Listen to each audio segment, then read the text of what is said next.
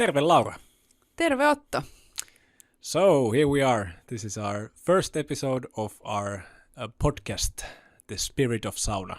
Yes, quite exciting now in English. We both have done podcast before, but this is now our trial in a language that is not our mother tongue. Yes, that's right. And I think it's gonna sort of give an interesting twist. So, but for all of you who are watching from YouTube, hello to you. We're waving to you in the camera.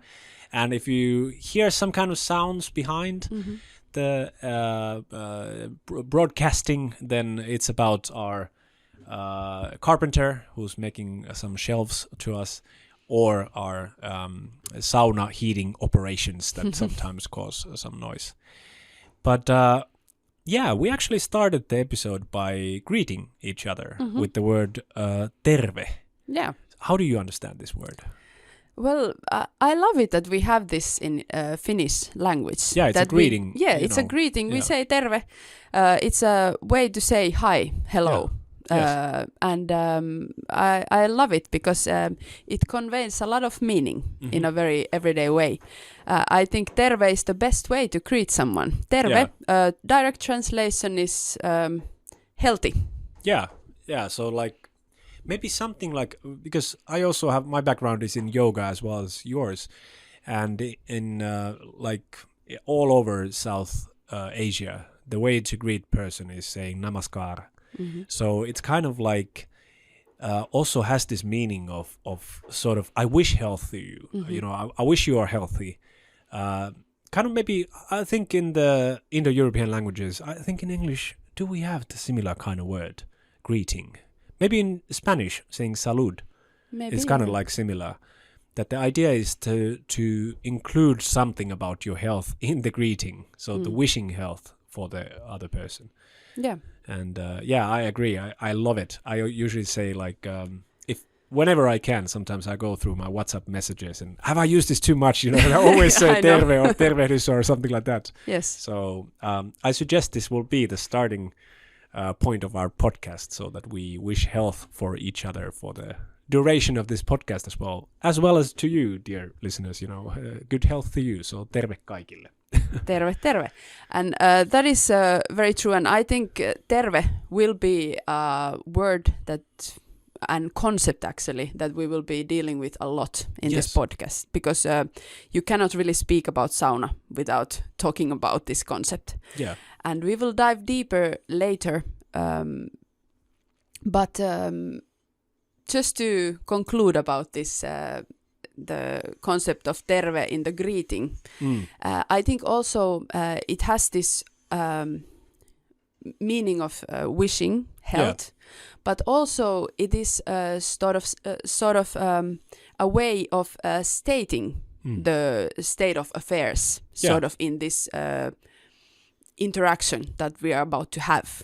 So sort of you are stating that this is now based on a healthy basis or healthy background, sort of that things are the way they're supposed to be. Yeah, exactly. So you're sort of stating how the world is.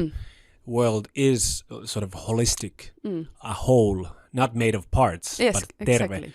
So the word terve also has been used, especially in the old times, about something that is whole. Like how I understood is that sort of like a pot could be like a terve ruukku, so a healthy, in a sense, whole without any fractions or anything like this. So it could be like used generally as describing the state of things, that things are whole. Yes. So in this way, what I'm saying when I'm saying terve is also that the world is whole. The world is blissful in its sense. You know, it's not this atomized world, but like holistic would be the word maybe. And also when I say terve Otto, I state that, hey, yes, you are your whole being, and you are full as you are, and you are good as you are. Yeah. And healthy. Healthy, of course. Yeah, that also comes from the world. I think hail is the original word in the old maybe even English. I'm not I sure. think Yeah, something. hail they use in some sort of greetings, so like Yeah. Hail Mary. I think. Yeah, it's a that's right. Concept. Yeah. It has some kind of similarities also in Mm-hmm. other languages.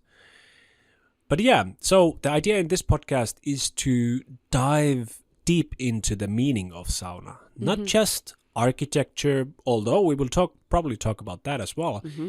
Not just about the health effects, although that will certainly be a part of this, and definitely what won't be, maybe it will be, but most probably won't be the part of this podcast is this sort of fitness idea.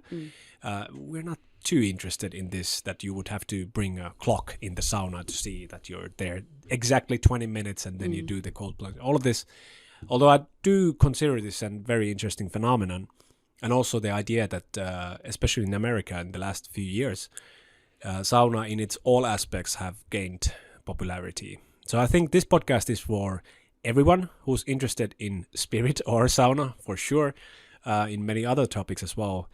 But also, like, especially those who are interested in the Finnish perspective on these basic ideas of sauna. And in that sense, also for Finnish people, this might be interesting. If there's some of you Finnish people who are comfortable in listening podcast episodes in English, then I heartily welcome you to listen to this podcast as well. Yeah, and I think also the point of this podcast is, as well as the point of this place where we are right now, Sipoonjoki Heritage Sauna. The idea is to expand the view on the Finnish sauna heritage to sort of cover the whole spectrum of what it has been. In the past generations and like our forefathers who have been on this side of the world, the whole fullness of the sauna culture that they have practiced. We want to sort of bring it here at the Heritage Sauna. We want to bring it in practice. And in this podcast, we want to sort of bring the theory of it. Yes, and that's exactly right. Because I think it's kind of like, it's a very telling thing that some people, when they come and visit us, and most of the people love this place, and I do as well. I work here every day, and I just can't stop to be I cannot help myself to be amazed every time I come here. But some people say, that they might have a smoke sauna in their summer cabin or something like this, and they say that's the traditional sauna. Like, how do you call this heritage or traditional sauna, since none of this what we have built here is exactly traditional. Like, the architecture is not technically that traditional.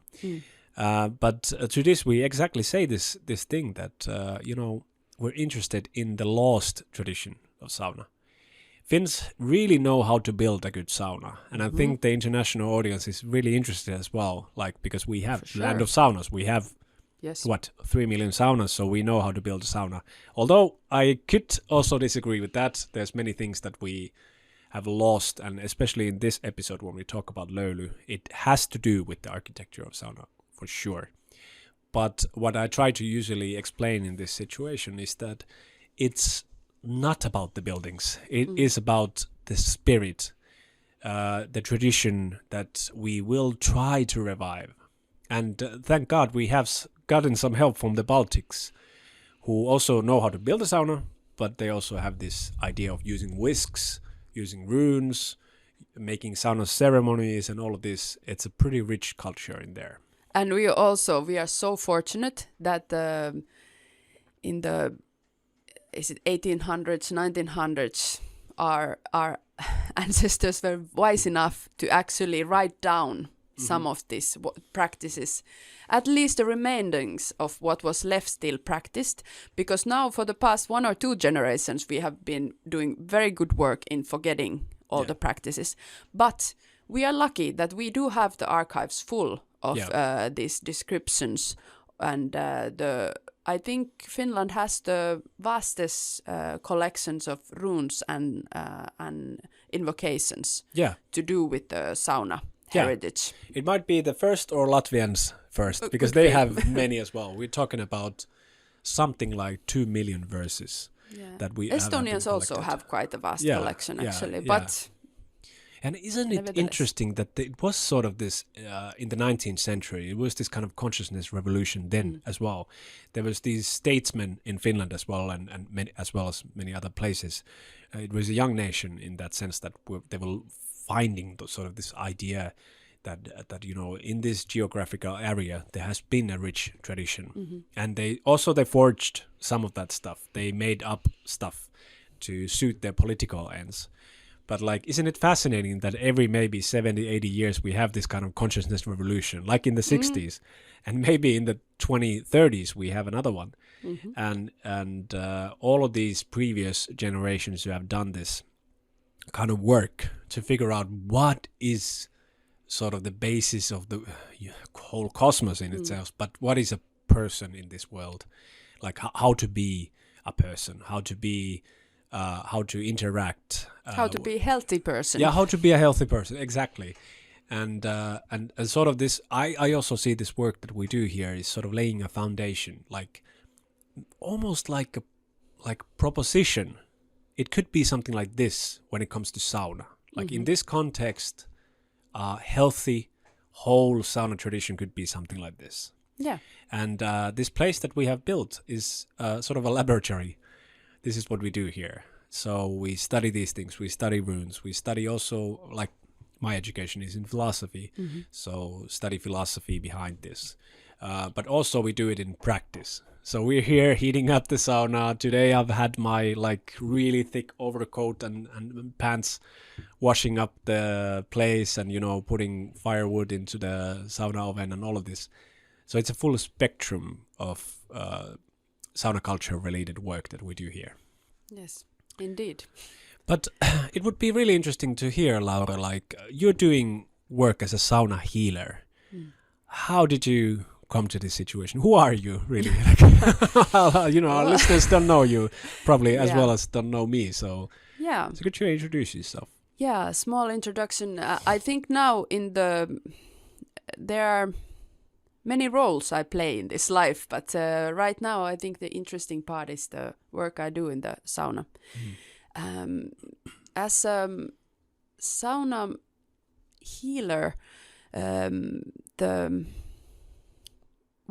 it was very good we talk about the word terve or health, because that is in the core of the work.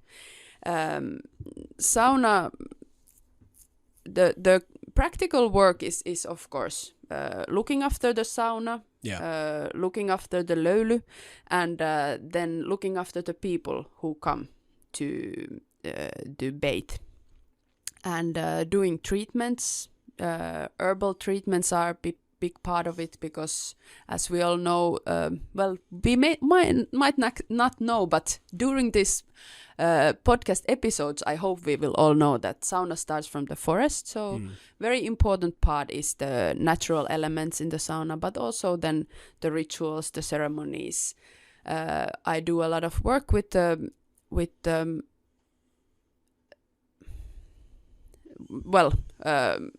okay, let me say it like this. In this part of the world, when we didn't yet have hospital and church in every village, sauna was the place where we did all the important work to do with the lifespan of a person, but also with the yearly cycle and the monthly cycle, all these cycles of life. Yeah, so it wasn't just for bathing. It wasn't just for bathing. It was for bathing. It was for cleansing, but it was also the center of life in a way that when a baby was born, we had the ceremonies done there. When you were getting ready to get married, to enter a new phase of life, there was the bathing done, the ritualistic work. But also, like, we still in Finland, we practice some of the yearly cycle ceremonies, like Christmas sauna is a very important part of the Finnish way of celebrating Christmas, as well as midsummer. But we have had sauna rituals and sauna traditions to do with basically all the major events Yeah. of the yearly cycle. And as a sauna healer, these are very important part of my work. I try to bring the opportunity to people to actually bring this part of their life back, to have this this culture of sauna giving not just the physical health by doing the health benefits that are well spoken of, but also giving the emotional, psychological, and spiritual health by sort of being the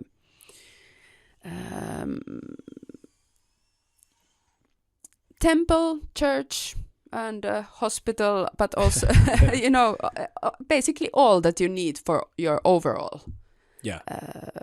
rich, full and rich life. Yeah, this is like what you said about how we have in the past done many kinds of rituals in the sauna.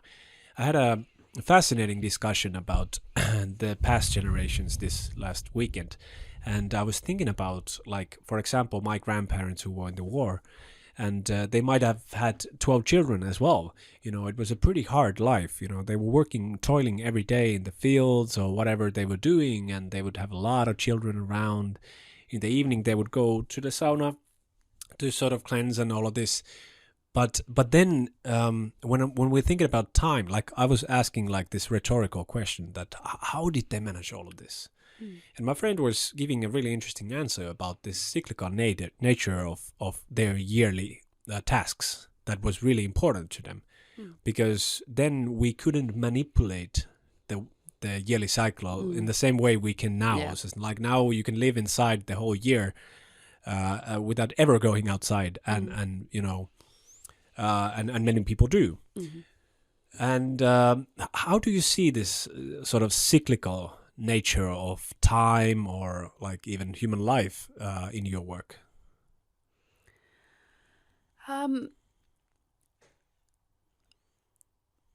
Well, I think it's in the essence of it. Yeah. So. It's the basis of even the concept of sauna. Yeah.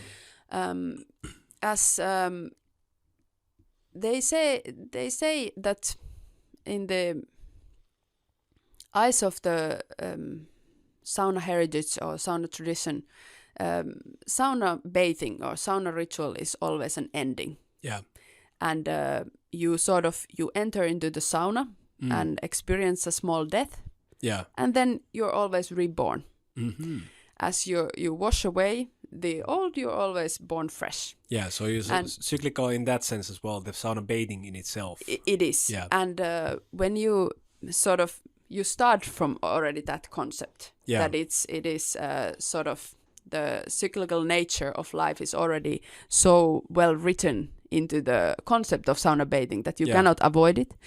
And when you then expand it to a bigger cycle of your life, be it your lifespan or be it yearly span or be it a generational span, it doesn't matter. The similar concept of the cycle of sort of these two forces that give you the experience of time. Yeah.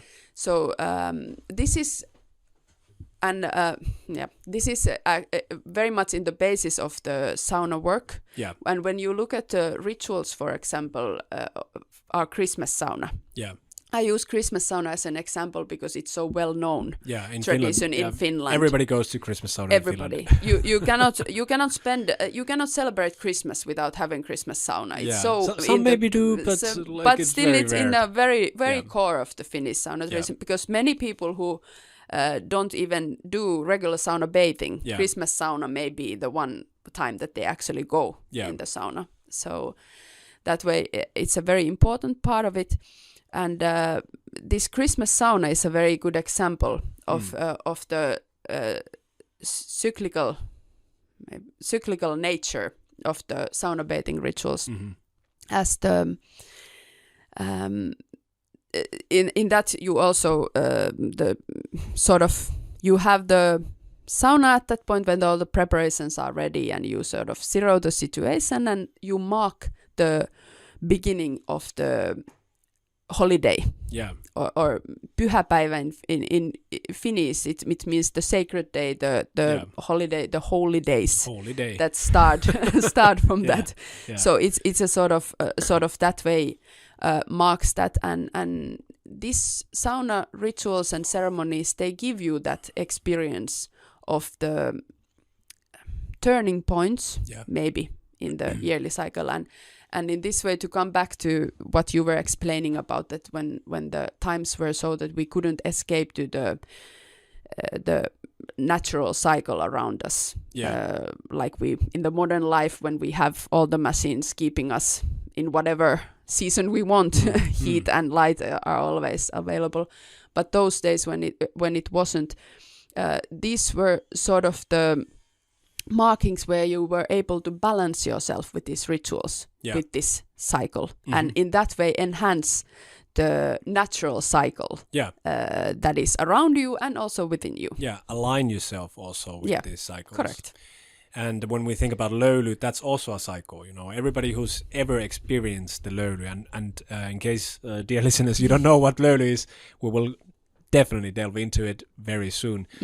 But the idea of pouring water in the rocks, even the concrete effect that it has, is a cycle. Yes. So in some saunas, you first get the really intensive heat, and then it calms down. Of course, in smoke sauna, it's completely different. So in there, if you put too much water, it doesn't stop. The next cycle is always harder to take in than the previous.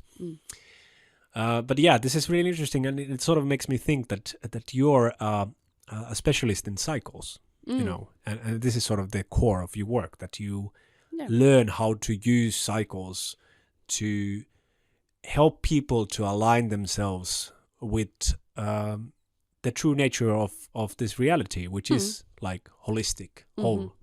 The whole world, is in itself not made of parts. That sort of there is this also, I would say, metaphysical even underpinning behind that. Yes. And now we've talked about my work, but to maybe if some of the listeners are not familiar with you and your work, maybe Otto, you could say a few words about also what you do. Hopefully most of you actually are not familiar. I know there will be some listeners, because I have 2 podcasts in Finnish, and perhaps some of the listeners are listening to these podcasts as well. But as I told, my education is in philosophy. I did my master's in philosophy, and sort of I was really interested in how, the philosophy of society, like how to create maybe a just society or something like this. But I did notice that this was a pretty much futile project, because the reason why I wanted to study philosophy in the first place was to find a science of good life. Like that, some science that could give just really concrete advice as well about how to live a good life. And academic philosophy definitely doesn't do this. That's really far away from this. But after I graduated, I traveled quite extensively in India, and with my friend Miska, we started to develop a yoga school here in Finland.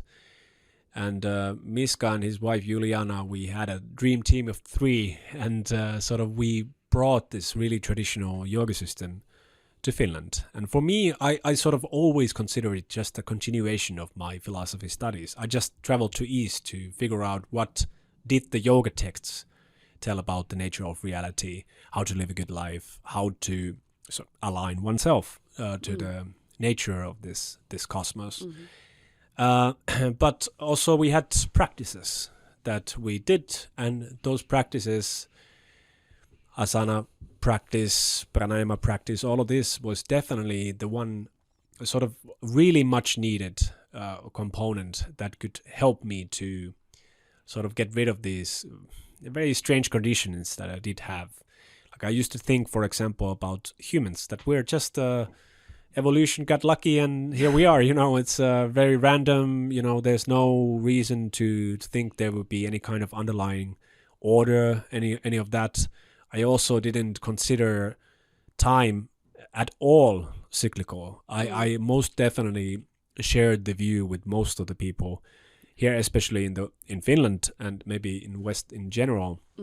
That time is very linear. So it started from whatever when first humans were like evolutionarily developed, and here we are. We're at the moment we're just at the sort of we are the crown of evolution. We've come this far, and yoga studies definitely made me question this. Yeah.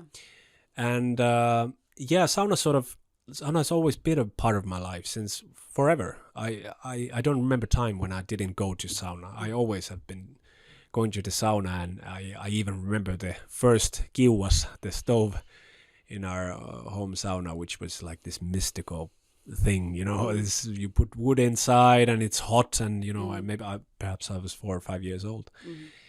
But through yoga studies I understood that sauna has been not just a practice but also a science.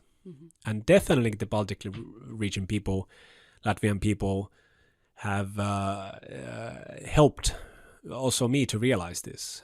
Like we went to these yoga camps we organized in Latvia because Juliana, one of the founders, is from Latvia, and in there I had the chance to experience this kind of sauna treatment and how to create a löyly, not just throw water, but really create a löyly. And I remember it's about almost 10 years ago now when you were there as well, and you got really inspired. Can you tell me how did this journey start in the first place? Yes, well, it was actually, I think it was you organized that first summer retreat somewhere in Latvia, and there happened to be this Latvian sauna healer, sauna master, sauna master, as they love to call themselves there. Yeah. But I think, they also, like we have in Finnish, we have the word saunottaja. Yeah. I think in their local languages they also have. I know in Lithuanian it's something like pirtininkas. I know in Latvian they must have a better word. This master is just a very poor translation because exactly. English doesn't have the word for it. Yeah. But yeah, she came. And she took us for a forest walk, told us about the mythology of the plants, and guided us to pick plants for our sauna treatment. And it was truly, already for me, mind-blowing, as I was really into the Finnish forest mythology at the time. And to have that practical experience with the plants there and realize that, really, sauna starts from the forest, and then she guided. She had this old lady magic of guiding to how to make the vihta, the whisks. And she would beat you on your fingers if you made it wrong, and you made it so well, and she anyway came and just no good, and made almost it like again. a Zen master. It's like really stern and yes, and after that she started teaching the whisking. Yeah. And that was for me because I realized that, this has rhythm. This has the same, like, almost like a mathematical symphony that was created with the rhythms and the different leaves making different kind of sounds. And like, it was, for me, it was just mind-blowing. I realized, like what you were saying, that this is truly a science of health. Yeah. This is science of how to bring the mythology into practice. And that was a turning point for me. And then after that, like I said, I had been looking into the Finnish forest mythology, but then I started really diving into the sauna side of it and deepening that and trying to find people who are practicing something in Finland. And of course, in the Baltics, Estonia, Latvia, Lithuania, they have practitioners, and then a lot of work in the Finnish archives. We have amazing archives, and so from there you can just get more and more ideas. But the problem with the archives is that they are written words with a lot of, problems in the way they've been collected and way they've been written down. So you have to have some sort of philosophical background where to put it all if you want to practice it in actually in practice. Yeah. So, and this has been then a lot of help from this, of course, the philosophical work you do. Yeah. And also then I have some teachers in Finland, for example. Maria Alen has been a very amazing teacher for me. She does this traditional sauna healing and folk healing and so on, and from different teachers, trying to then pick pieces and create a full practice. Yeah. And for me, what this has done, what you were talking about this, how the going to India and yoga studies sort of brought the philosophy, your philosophy studies to life. But for me, this has done amazing things for my overall health, but also the idea of the cyclical time compared to the linear idea of a human development. Because easily, when you look at the mythology or the traditions or folklore, you think that, oh yeah, these people, when they didn't know better, they didn't have the technology, they didn't have the understanding, so they used something like that, and so they were trying to manage with the crazy world around them and scary nature and these things and starvation, whatever problems they had. So they were trying to survive. They made up these things and good ways to survive. But what do they really have for me? And I didn't have a lot of respect, nor did not, and because I didn't respect my ancestors, so I had quite a lot of problems of sort of respecting myself. Yes. So this sauna science, the wholeness of the sauna heritage has really transformed that, because the more I now look into the amazing wisdom that our ancestors had about the full health concept of sauna and löyly, the more amazed I am the wisdom they had, and like the respect has risen just to a whole new level, and there is no way to think that okay, there is something linear that has started from somewhere and now we're developing to somewhere, when you realize that seriously they had actually so much wisdom, maybe even more, so maybe this cycle is going on and on, and so this for me, actually, your Indian yoga teacher has said, now I can't remember the exact words he said it, but the idea was that you can only be happy if you respect your history. And I love this idea. This has sort of, because I realized that as long as you don't have that respect for your ancestors and your own story, your storyline, your lineage, your history, it's you're never full within your own self. So sauna has done amazing things. And he also said that these guys were smarter than Einstein. So, and that's the feeling I get. It's just that you have to have the context. That's always the biggest problem. Like, it certainly has felt like this tradition has felt really like dry to me before. Sort of now it feels like it tastes like life, that it actually is living life. Like that these runes that they were singing, it was also about like celebration of life in itself. They would sing the runes as they would do just mundane tasks, but they would always have this really deep meaning as well. And one of the concepts that certainly has changed the most for me when it comes to sauna is the concept of löyly. So for me, löyly used to be like this thing to sort of almost like whip yourself, that you would have to throw it and throw a lot, and it has to be like really sharp and all of this.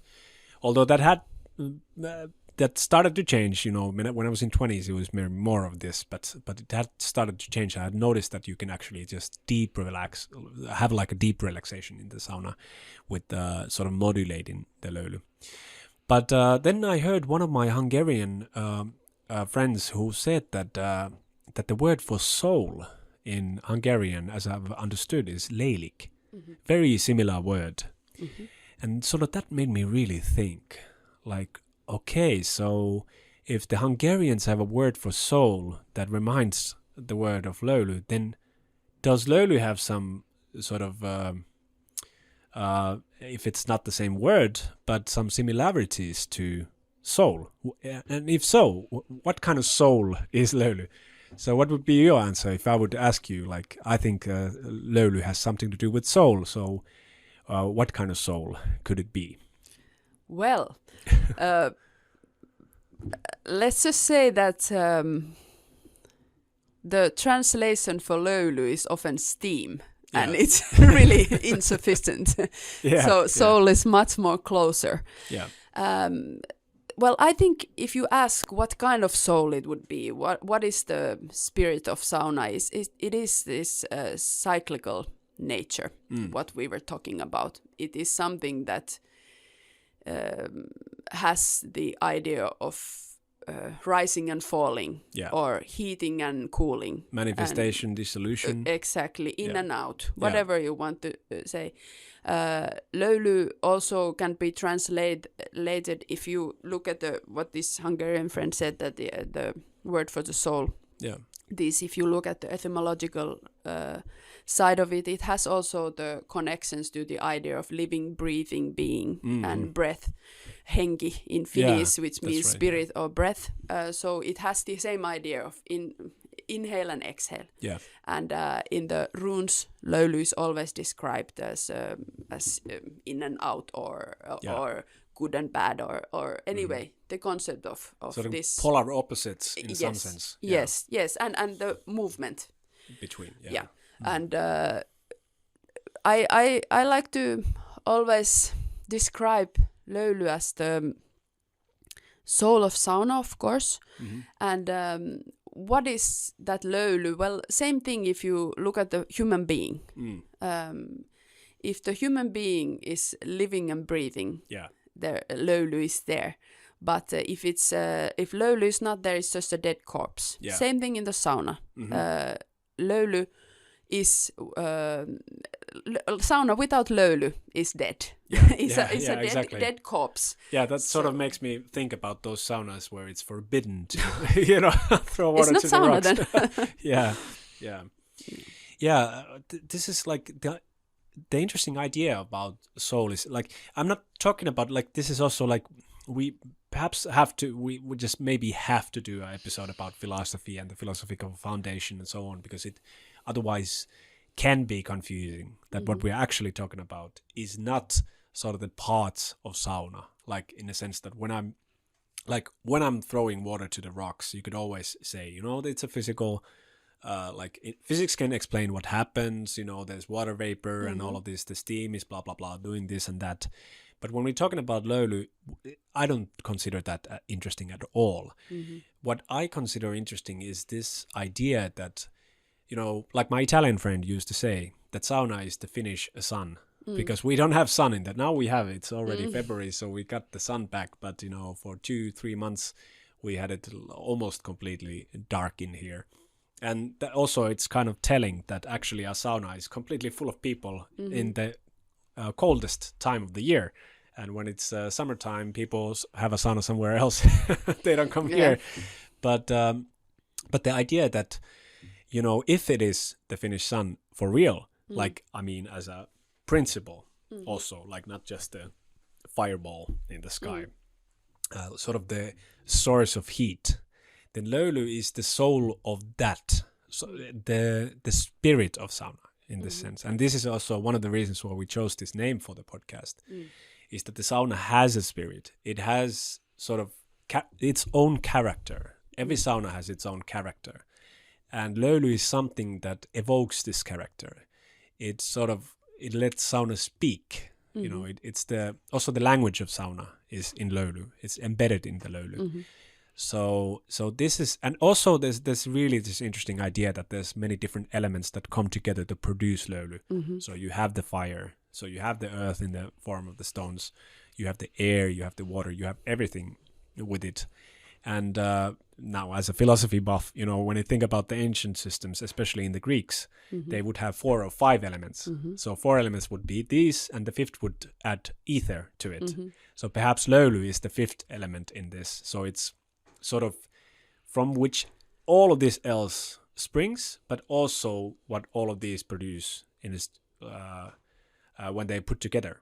So as humans, we can pour water to the stones, that have been heated by the wood, and the air that flows in is sort of just the other way around to do it, compared to the how it was actually born. So this, as a sort of story that we could tell, it could be something like this.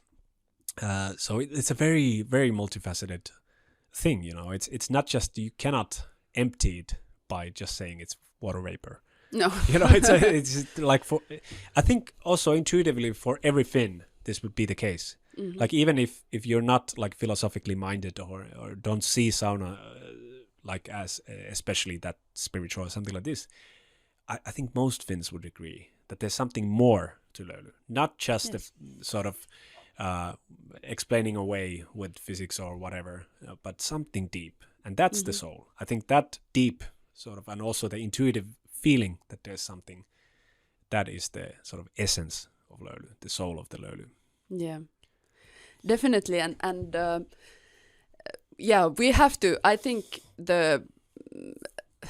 this topic of the elements, sauna being sort of the place where you can, if you're interested in the philosophy of the idea of the elements, that is basically in the foundation of all the healing traditions from all over the world. But this is something we have to really dedicate episode or two to. But the Löyly also, as the soul of sauna or spirit of sauna, is a very living being that you can really sort of interact with the being of the sauna through the Löyly. And every sauna has its own Löyly, but also Löyly is not something that is that you can say that it's because it's a living being thing. It's ever changing. So you can never go in the same Löyly. It always varies, and it is interesting how it's sort of the how would well, for example, you yourself, if you have a very stressful day, a stressful time in your life, you may notice yourself creating a certain type of Löyly. And then you're in another stage, the Löyly you create is a totally different thing.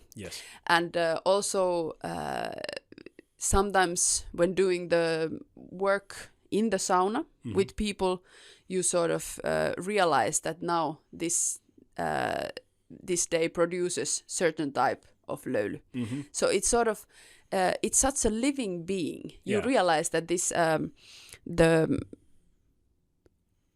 the being that makes sauna a sauna, like I said, that sauna without Löyly is dead. You cannot even call it sauna. It's just a hot room. I think the composition between a living and a dead body is it is. Very apt. That's how it is.